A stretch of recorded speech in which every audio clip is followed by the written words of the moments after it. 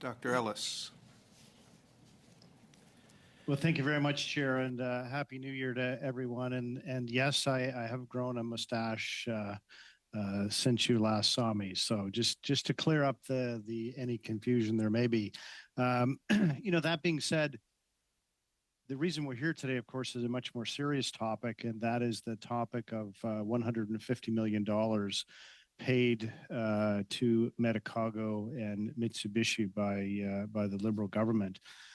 The concern that the Conservatives and I believe I will not speak for Madame Vignola, that the bloc share, as they did sign our letter of concern in the 1064, is of course the fact that when we read the redacted contracts which we'd been provided with, and remember a matter of public availability, what we don't see there is the reason why $150 million was provided to Medicago.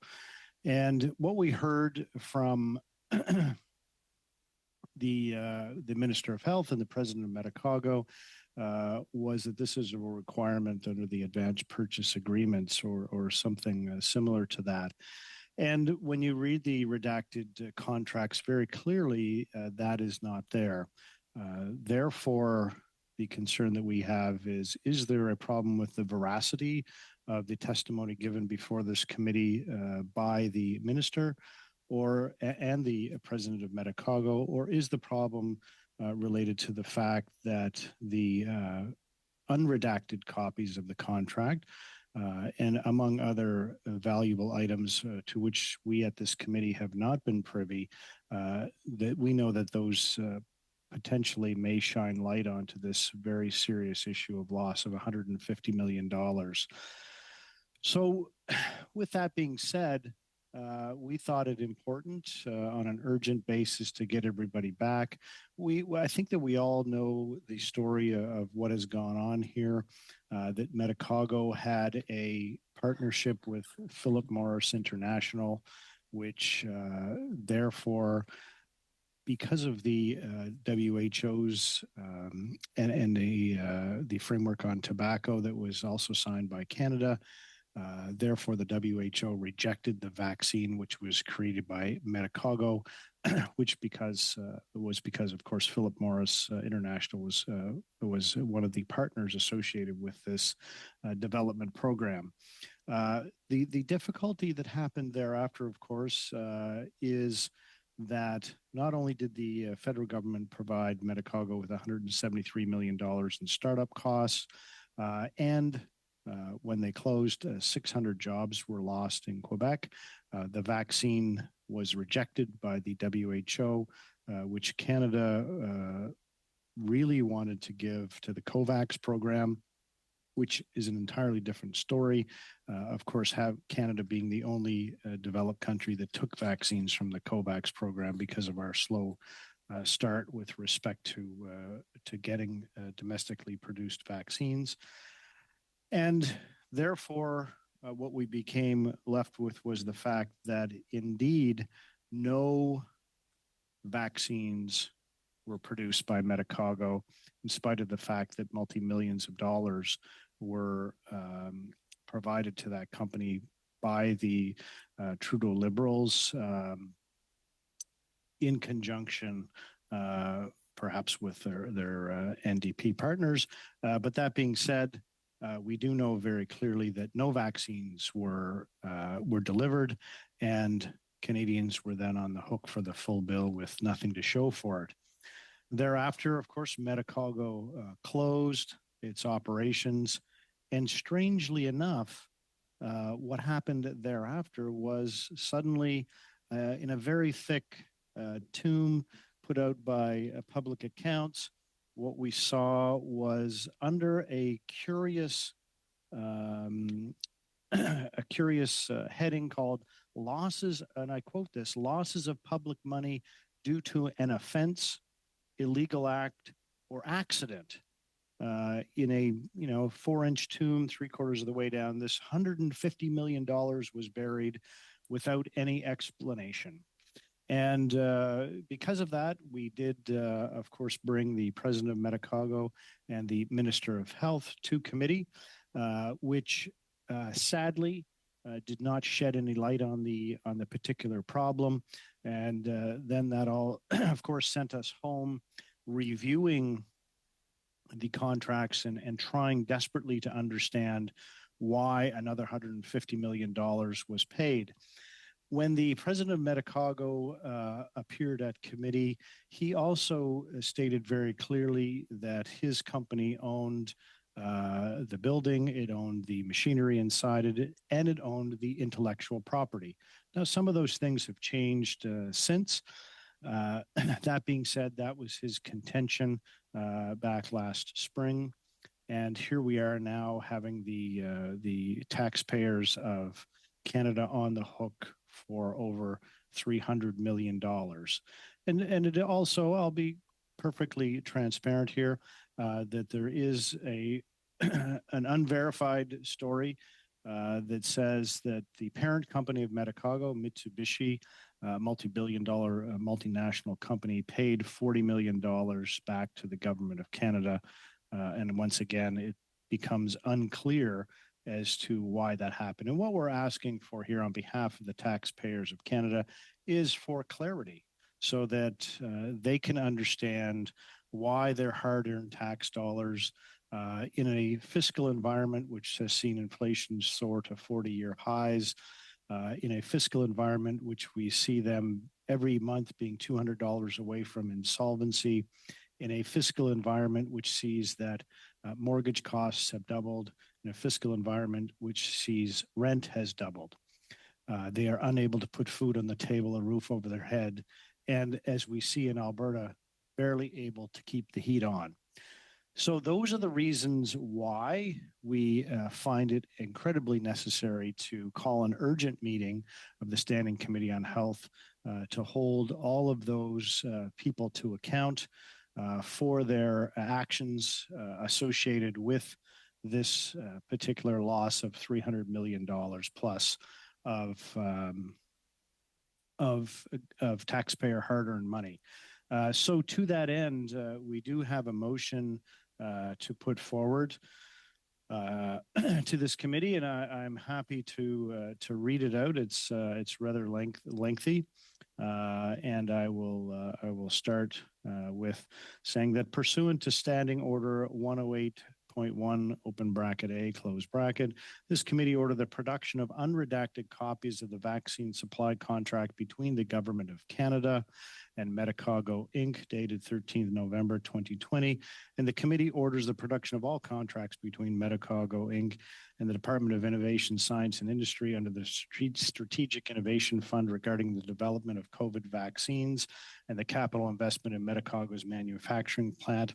And the committee orders the production of all contracts between the Government of Canada, Medicago, and the Aramis company regarding the transfer of ownership of the former Medicago plant and the transfer of the intellectual property of Medicago's COVID vaccine. Further, the committee agrees to a study of at least 6 meetings to examine these contracts and that the following witnesses be invited. Minister Mark Holland, Minister of Health, Minister Francois Philippe Champagne, Minister of Innovation, Science and Industry, Assistant to the Deputy Minister of the Strategic Innovation Fund, Department of Innovation, Science and Industry, officials from the Public Health Agency of Canada, the President of Medicago, the President of Aramis, and any other witnesses deemed relevant by the committee, and that the Standing Committee prepare a report with its findings for the House. I do have that I could email that to the clerk if that would be helpful, and then it could be distributed. So those are the concerns. I think I've tried to be fairly concise in outlining them. I know we haven't been at committee for a while, so I thought it germane to bring forward those issues and make sure that the millions of people watching understand clearly why we need an urgent meeting to discuss the loss of funds and what the requirements are moving forward to understand very clearly where the $300 million went. With incredible transparency, we asked this committee to consider this motion. So, Chair, I will stop there. I do apologize for not being there. I was on an airplane this morning.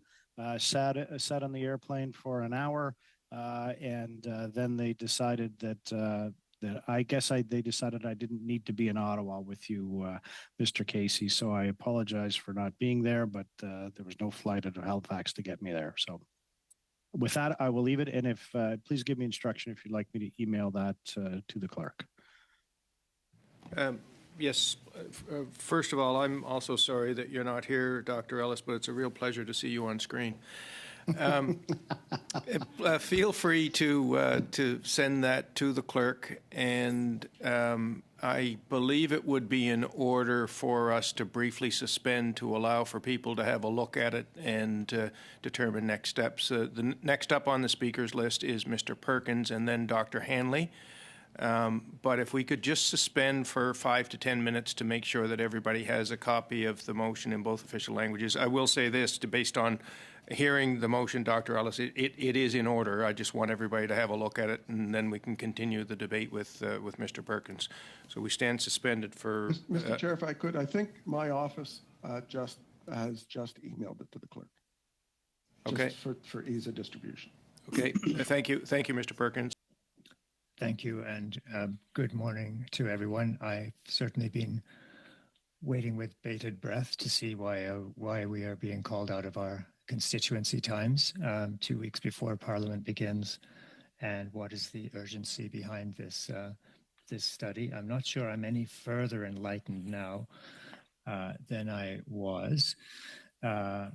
In light of a Medicago study that actually is still ongoing and still open, and also, I think, in light of 1064s that have been called in other committees. So I think that there are some tactics going on, and I'm frankly quite worried about whether we are going to see a progress in the studies that we have as a committee committed to already, chiefly the women's health study and the opioid study that we had, as I understood, an agreement to pursue. We are all for transparency, and in that light, I do have some amendments to propose. I am not in favor of spending 6 meetings further on this when we already have had meetings on Medicago. It has already been before public accounts, and if there is a desire to review contracts, then I think we can support that, but not in favor of further derailing the incredibly important studies that we have on the docket waiting to go when we actually come back into session the week after next. So in that light, I would like to move an amendment, and if you indulge me, the amendment will read as follows, and we will circulate this in English and French.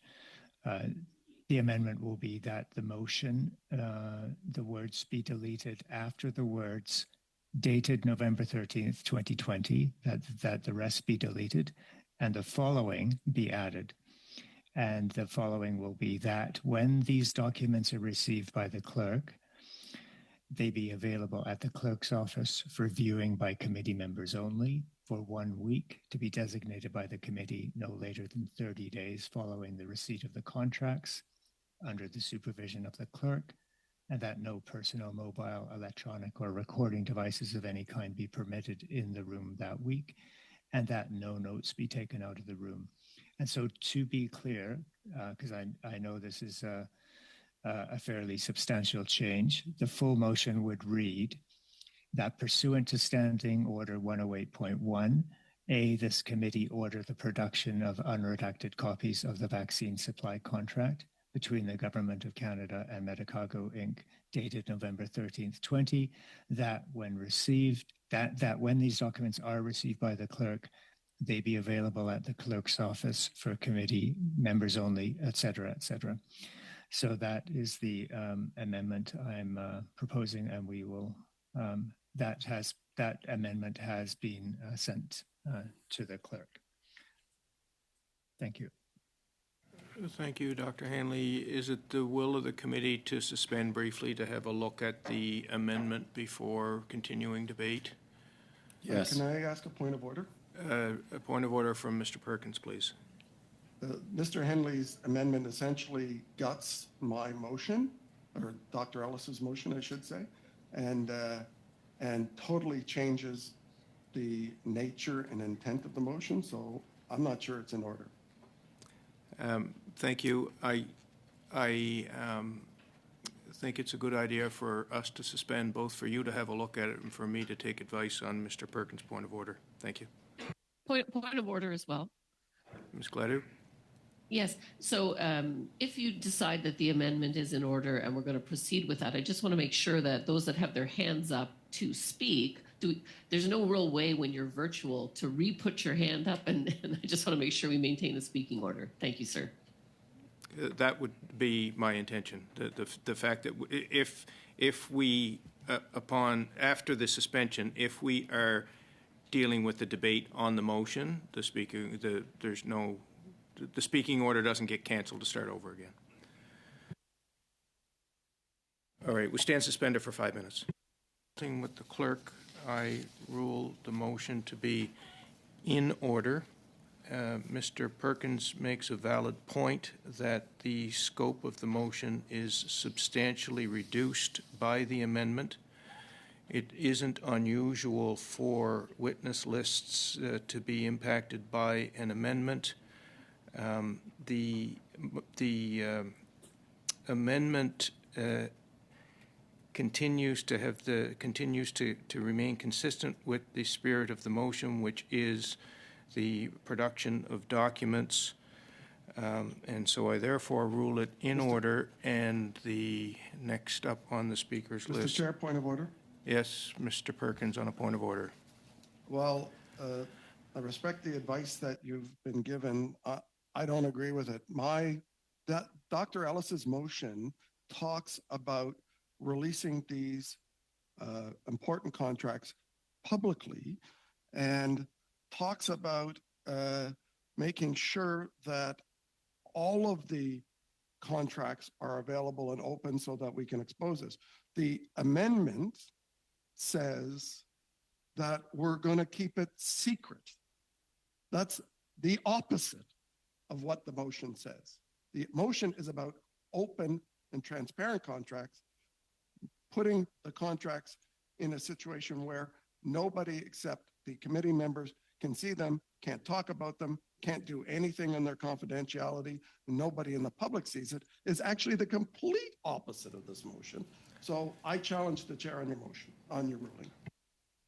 Thank you, Mr. Perkins. So there is a motion to challenge the ruling of the chair. That is not debatable, and will go straight to a vote. So the question for the committee is, shall the ruling of the chair be sustained? So if you vote yes, you're agreeing with the chair. If you vote no, you are challenging the ruling of the chair. So Ms. Atwin? Yes.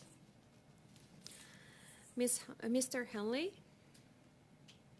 Yes. Mr. Joahi? Yes. Mr. Polowski? Yes. Ms. Sidhu? Yes. Monsieur Paulus? No. Mr. Ellis? No. Mr. Perkins? No. Mr. Majumdar? No. Madame Vignola? No. Mr. Davids? Yes. 6 yeas, 5 nays. So the ruling of the chair is sustained. The motion, the amendment is in order.